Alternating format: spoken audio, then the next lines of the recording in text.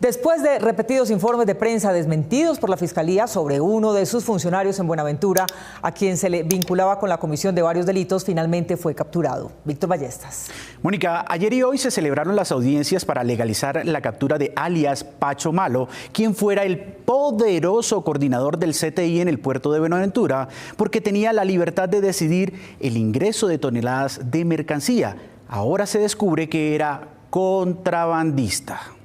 El hombre que aparece en audiencia hoy ante una juez como presunto responsable de los delitos de concierto para delinquir y contrabando a gran escala es Francisco Javier Martínez Ardila, hasta hace poco poderoso funcionario de la Fiscalía como coordinador que era del CTI en el puerto de Buenaventura. A Martínez Ardila le decían sus compañeros de la Fiscalía Pacho Malo. Su conducta era sospechosa para la entidad para la que trabaja por lo menos hace 6 años, puesto que sus comunicaciones fueron interceptadas desde 2017 por orden judicial. Sin embargo, seguía en funciones y se le permitía, sin destituirlo ni abrirle investigación formal, que viajara al exterior con una frecuencia que no podía salir de su salario. Su nombre se ha mencionado en algunos medios por las declaraciones de 2 investigadores del CTI del Valle del Cauca que aseguraron que encontraron nexos de Martínez Ardila o Pacho Malo con bandas del narcotráfico. Martínez Ardila. También dijeron que la actual fiscal general encargada, Marta Mancera, en lugar de indagarlo, ordenó cubrirlo. Revisando la entrevista que usted le dio a Camilo, uno, pues yo considero y quisiéramos contar con su autorización para modificarla, en el sentido de eliminar el pedazo que tiene que ver con ese muchacho. ¿Tú lo conoces? Sí, claro, Pacho. Claro, Pacho. No, sí, con decirle que ya le dicen Pacho Malo, hermano. El funcionario que aparece en el gráfico intentando eliminar el nombre de Pacho Malo se llama Víctor Forero, quien ha tenido varios cargos en la Fiscalía, pero recientemente labora en el propio despacho de Marta Mancera. En ese despacho también tiene escritorio Luisa Obando, la delegada para la seguridad territorial de la Fiscalía, ascendida a esa encumbrada posición por Barbosa y Mancera sin tener mayor experiencia.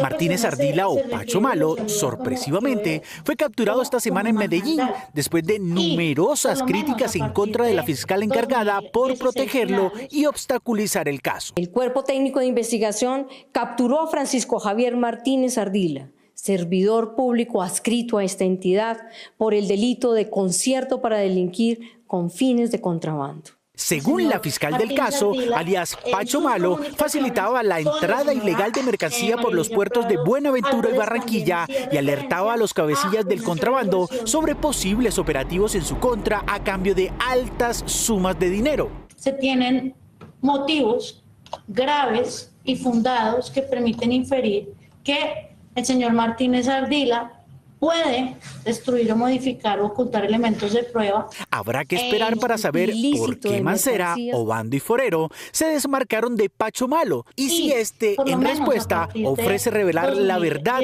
después de que sea elegida por la Corte Suprema la fiscal general en propiedad. Las cifras de marzo muestran que la inflación de alimentos comenzó a ceder, pero no al ritmo como lo esperaba el gobierno. Los expertos le atribuyen esto a la especulación. Marta Olaya.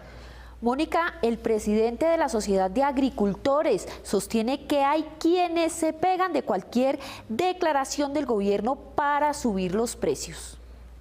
La próxima semana se reunirán los empresarios con el equipo económico del gobierno para analizar un plan de choque que permita reducir rápido el precio de los alimentos que, aunque empezaron a bajar en marzo, aún siguen impulsando la inflación al 13,34% anual, mientras que la mensual fue de 1,05%. Tras conocerse estas cifras, el mismo presidente Gustavo Petro, a través de su cuenta de Twitter, pidió a los empresarios ayudar con este propósito. La inflación de los alimentos de los hogares de ingresos bajos y los productos de la agroindustria continúa en descenso. Hemos acordado con los empresarios diseñar e implementar medidas para la reducción de los precios de los alimentos.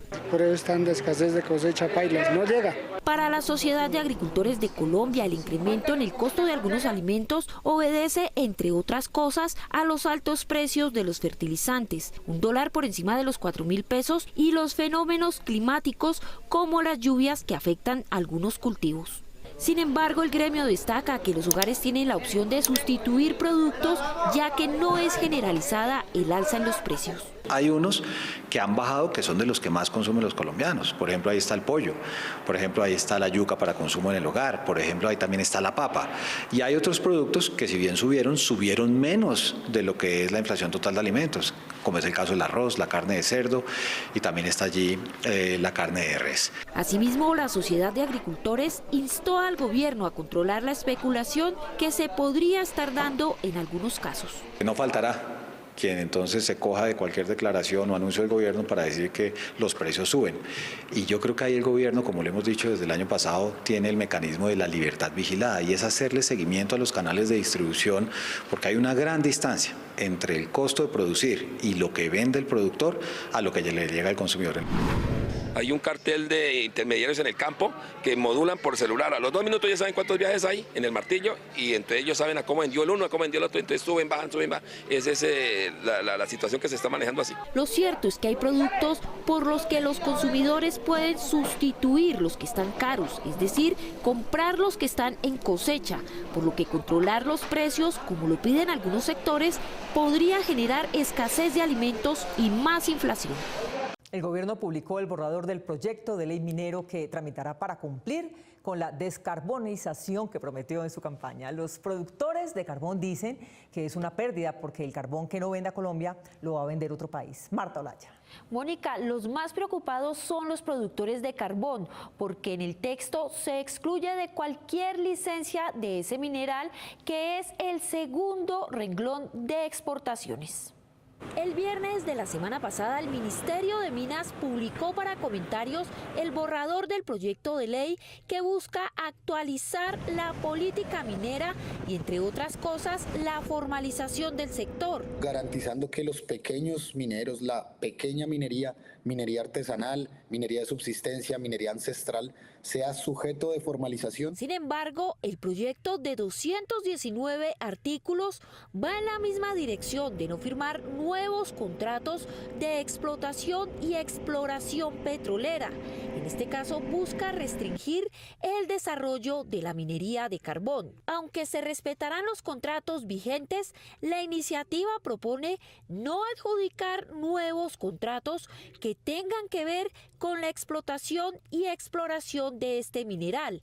Para los productores del sector, esta restricción incluso podría debilitar el abastecimiento de carbón térmico que garantiza la operación de las plantas de energía. Recibimos con sorpresa definitivamente la pretensión de borrar de nuestro Código de Recursos Mineros la posibilidad de seguir aprovechando las reservas mineras de carbón térmico que tenemos en el país, que garantizan el abastecimiento nacional para temas tan importantes como la confiabilidad energética. En los próximos días, FENALCarbón, el gremio que reúne a los productores del sector, le presentarán al gobierno un documento con argumentos técnicos. Es un error renunciar a las posibilidades que nosotros tenemos de participar de esta industria mientras que la demanda sigue existiendo y va a seguir existiendo mucho más allá de 2030, 2040. Algunos expertos advierten que la transición debe ser gradual y no apresurada. Se está dando un paso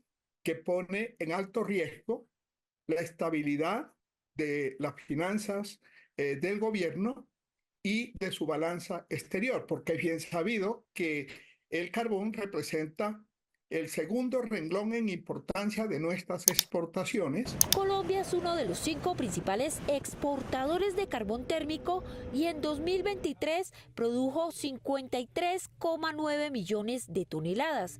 En los próximos días, el gobierno radicará este proyecto de ley para iniciar su discusión en el Congreso.